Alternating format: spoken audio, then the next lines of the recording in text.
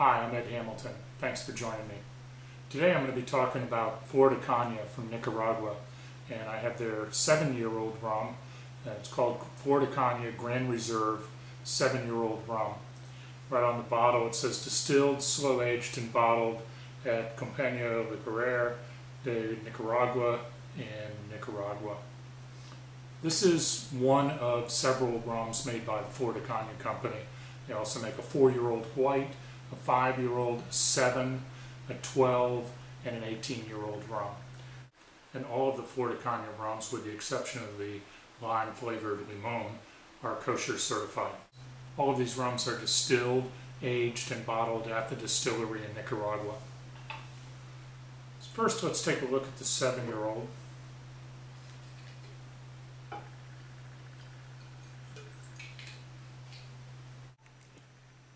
One of the first things I notice is it's got a very nice golden brown copper hue. Before I take a sip of it, I'm going to take a little bit of water to coat my mouth before I subject it to this 80 proof spirit. And then I'm going to smell from the top of the glass down, see what I come up with. The very top, tropical fruit, banana, papaya in the middle, and down the bottom some heavier like baked apple spices. This is what I would expect from a quality aged rum, to see some diversity in the nose and the aroma.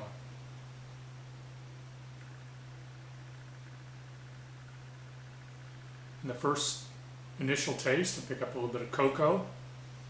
Not the sweet chocolate, the cocoa, raw cocoa, and some brown spice, cinnamon, a little nutmeg.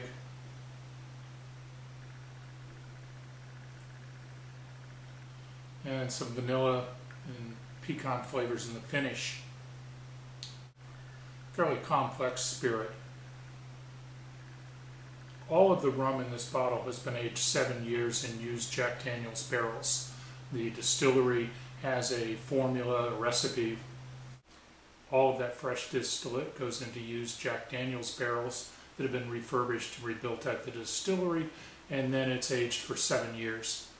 These barrels are topped off once a year with rum from the same batch, the same distillation year. Each label is a unique recipe. The 4-year-old is distilled to a little bit higher proof, and then it's carbon filtered, so you get a nice white rum. The 5-year-old isn't carbon filtered, and it has a little bit more flavor. The 7-year is about the middle of their line, and then they have a 12 and an 18-year-old rum. The 12-year-old is in a blue bottle, and it says Centenario 21, which is the 21st anniversary. If you look on the back of the bottle or on my website, you'll see that it's actually a 12-year-old rum.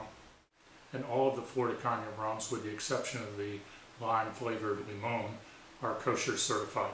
All of the molasses that went into this rum came from the San Antonio sugar mill just outside Chichiquilapa on the western plains that lie between the volcanic mountain range that divides Nicaragua into eastern and western regions and the Pacific Ocean.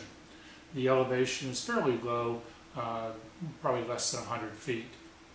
Most of the cane is grown by the sugar company, and it's augmented by small crops from small farmers in the region.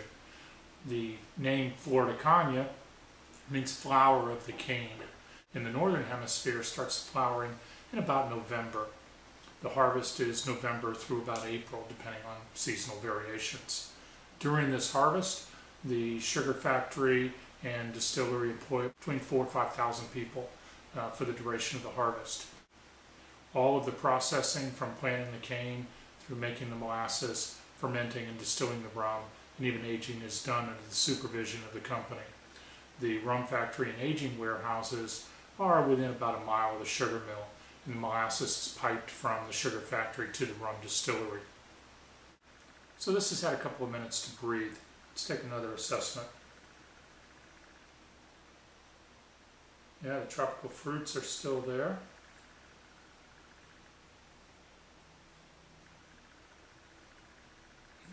That dry cocoa flavor in the beginning, in the initial taste.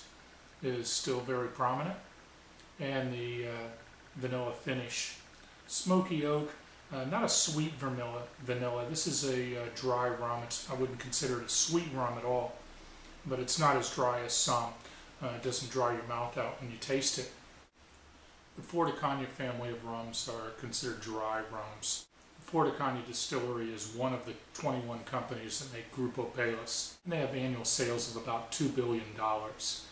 In addition to the rum factory, they also own the sugar mill and a company called SER.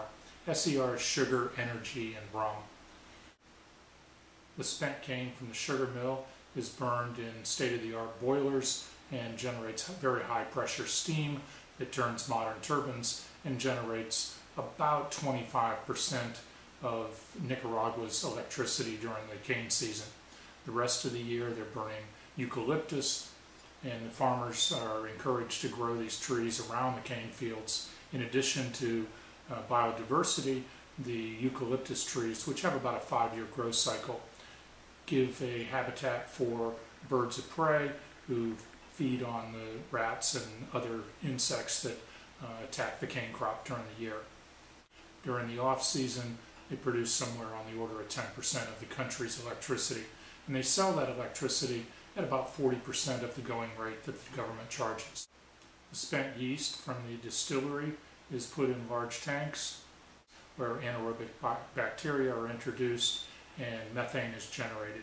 That methane is burned in the boilers, generates steam, and that steam is used for distillation and production power, electricity to run the bottling facility as well as the distillery itself. All of the processes at SER are ISO 9000 and 9002 certified. The Palos family immigrated from Genoa, Italy in the late 1800s. They originally went to Panama, but they didn't find the business opportunities they were looking for at that time. They went to Nicaragua and founded the San Antonio sugar mill in about 1890. They were making small amounts of rum, primarily for the directors and administrators of the company. In 1937, they adopted the Flor de Caña name and started commercializing their rum. Today, they sell about 800,000 cases of Flor de Caña rum and about 3 million cases of rum plata and aguardiente, which is sold primarily in Central America. One of my favorite cocktails is a rum old-fashioned. A lot of people think this is made with whiskey or rye, or up in Wisconsin it's made from brandy. But I prefer to make it with rum, especially an aged rum. I'll start with a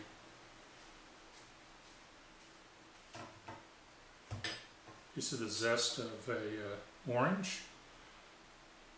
Twist that, drop it in the glass, and I use a little bit of sugarcane syrup. And most recipes call for a sugar cube, but I prefer the syrup. It's already dissolved. And then a little bit of orange bitters. I happen to have Angostura today. And a measure of rum. And stir that up with my magic swizzle stick that adds a little bit of magic to every cocktail. And then we'll add some ice.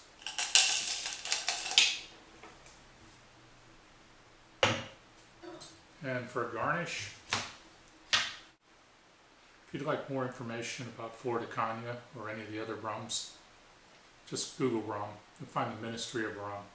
Until next time, thanks for joining. Cheers.